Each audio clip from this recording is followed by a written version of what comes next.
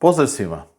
Dobrodošli u novi video na videologu RIPolitico u kojemu govorimo o odjecima predloženih gradskih odluka o stopama poreza na dohodak, te o lokalnim porezima, uključno s paušalnim porezom po krevetu, odnosno ovo je sada već treći dio serijala o toj takozvanoj poreznoj reformi.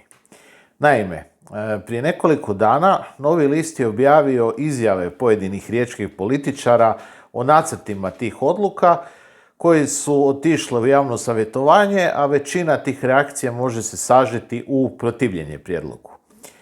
Jedina je iznimka stranka Možemo, čiji je vijećnik Nebojša Zelić podržao taj paket odluka, jer je po njemu to prvi i najlogičniji korak ka povećanju dugoročnog najma u gradovima.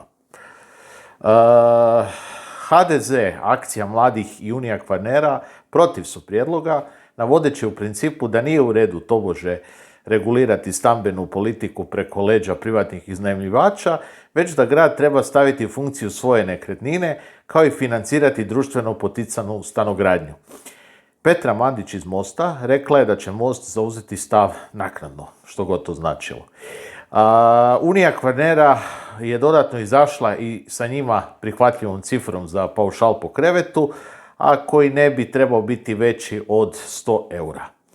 Ono što je zanimljivo je to da ni PGS kao koalicijski partner SDP-a ne podržava ovako visoke iznose, već će tražiti njihovo smanjivanje. Riječki iznajmljivači su pak izašli sa svojim prijedlogom, a to je da paušal bude 75 eura, jer bi to bila kompenzacija za dosadašnji porez i prirez plus inflacija koja je posljednjih nekoliko godina bila izuzetno visoka. Traže da gradski vijećnici ne podrže gradonačelnikov prijedlog. Ovo sve zapravo je na tragu onoga što sam već pričao, a to je da grad nije radio nikakve analize, već su dali ovakav prijedlog bez konzultacija i šire rasprave da bi kratkoročno začepili proračunske rupe. Ono što sam već tada sumnjao, evidentno je da gradonačelnik za sada nema potrebnu većinu u gradskom vijeću da ovakve prijedloge progura, te će se očito morati izvršiti nekakva korekcija prema nižim iznosima, a tu prvenstveno mislim na paušal po krevetu. Osim navedenoga, u utorak 14.11. održala se i tribina pod nazivom Novi ritam poreza u organizaciji kluba vijećnika Akcije mladih Unije Kvarnera te nezavisnih vijećnica Maše Magzan i Ive Rinčić, a na koje su nastupili panelisti dekan Ekonomskog fakulteta u Rijeci Saša Dreskić, zamjenik gradonačelnika Svete Nedelje Gabriel Deak iz stranke Fokus, te dvoje poduzetnika i županijskih vijećnika Nedo Pinezić iz Unije Kvarnera i Boris Popović, nezavisni vijećnik. Tribinu sam i osobno posjetio kako bih čuo njihove ideje i prijedloge, pa da dobijem nekakvu potpuniju sliku o tome što oporba misli o ovome što se predlaže. Saša Dreskić je odlično primijetio da porezno opterećenje samo po sebi ovisi od sredine do sredine, odnosno od faktora poput veličine jedinice lokalne samouprave, financijske moći stanovništva, pa posljedično i broja i vrste usluga koju konkretna jedinica lokalne samouprave pruža i slično. Takve sustavne analize u Rijeci izgleda do sada nije bilo, a to je više govornika na tribini i potvrdilo. Smatra Drezgić da je ključ svega proaktivnost politike javne vlasti za privlačenje novih investicija i proizvodnih industrija. Gabriel Deak iz Svete Nedelje govorio je uglavnom o rezultatima reformi koje je stranka Fokus tamo provela, te naglasio da se njima porezno rasterećenje pokazalo isplativim jer je privuklo nove stanovnike i investitore koji su otvorili radna mjesta. Doduše, priznao je ipak da to ne može biti usporedivo sa bilo kojom sredinom, pogotovo kad je u pitanju veličina jedinice lokalne samouprave. Boris Popović se na to nadovezao s tezom da je i Rijeka trebala ukinuti prirez, te da bi to povećalo broj stanovnika i shodno tome prihode od poreza na dohodak, kao i da bi porezni sustav trebao biti posljedica vizije razvoja. Smatra da se u Rijeci godinama njegovala kvantiteta, a ne kvaliteta te, ajmo reći, rashodovne politike. Nedo Pinezić je rekao da nas ubija gospodarstvo temeljeno na uvoznoj radnoj snazi, te da na prvom mjestu moraju biti naši građani i da njih treba rasteretiti, a da turizam treba gledati kao sredstvo koje treba poboljšati životne prilike i pomoći da grad Rijeka promijeni svoje ruho. Rekao je i da Rijeka treba težiti gradovima kao što je na primjer Trst. Neki generalni zaključci bili su da Rijeka nema jasnu viziju gospodarskog razvoja i da je u osnovi to razlog zašto ona postaje sve manje privlačna za život i zbog čega stagnira.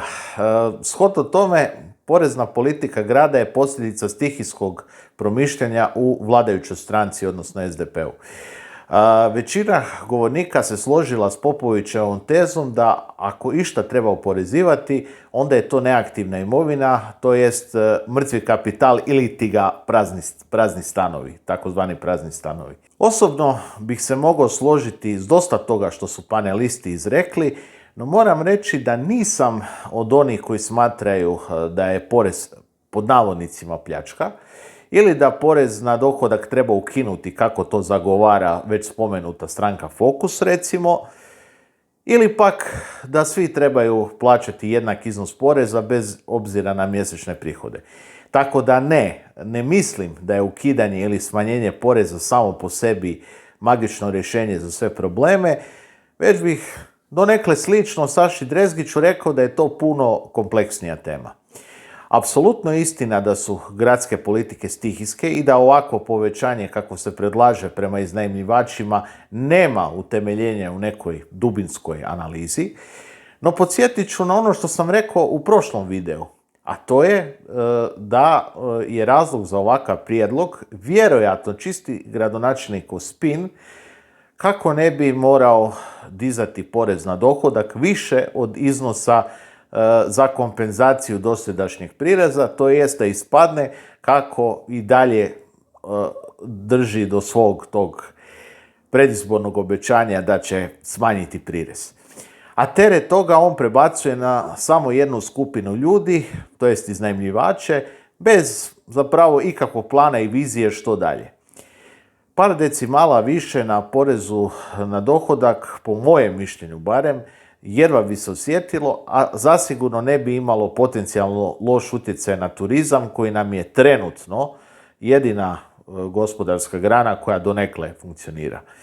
Stoga, mislim da stope poreza u ovom trenutku moraju biti takve da se u gradskom proračunu ne stvori ogromna rupa, ali bez toga da se udara po samo jednoj skupini ljudi, a da nakon idućih lokalnih izbora treba krenuti s jasnom vizijom gospodarskog razvoja Rijeke, a koja ne počiva samo na uslužnom i turističkom sektoru.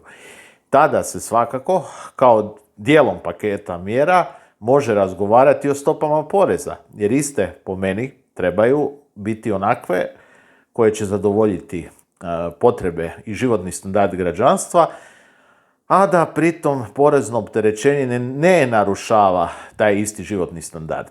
Stvar je balansa, a kojega trenutno zapravo nemamo. I vjerujem da dio nove vizije i novih politika treba biti jača, društveno poticana stanogradnja, jer samo je to stvarni jamac da će biti dovoljno priuštivih stanova na tržištu, a ne zapravo ajmo to tako reći, porezna presija prema privatnim vlasnicima koju neki zagovaraju, a nad kojima vlast zapravo nema nikakvu izravnu ingerenciju. Toliko za danas. Ako vam se sviđa ovaj sadržaj, zapratite RI-Politiku na društvenim mrežama, poveznice su u opisu ovoga videa. Do nekog idućeg puta, do slušanja.